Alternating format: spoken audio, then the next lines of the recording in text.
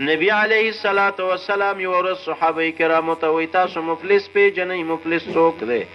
صحابه کرام ورته وایي یا رسول الله مفلس هغه سړی دی من لا درهم له ولا دینار چې د هغه سره روپۍ او اشرفۍ نه وي.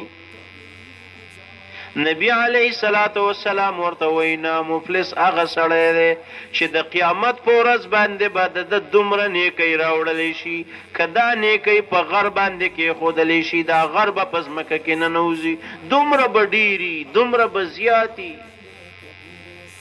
خو څه چل به شروع شي وی د دې سړي سره به حساب شروع شي ظلم هذا په د باندې به ظلم کړی واکل مال هذا د ده به مال خوړلی وضرب هذا دا به وهلی وشتم هذا د بل ته به کنځاوي کړي نو یؤخذ من حسناته فیعطیهم د دې سړي دا نیکۍ به اخیستلی کېږي او د نورو ته به ورکولی کېږي حتی فنیه حسناته تر دې پورې چې د دې دا نیکۍ به ختمې شي وعلیه په دې باندې به د خلکو نور حقونه هم پاتې الله سبحانه وتعالی به اعلان وکړي وګورئ چې دا د چا په حق پاتې دی د دغوی ګناهونه راوالی او په دې باندې انبار کوي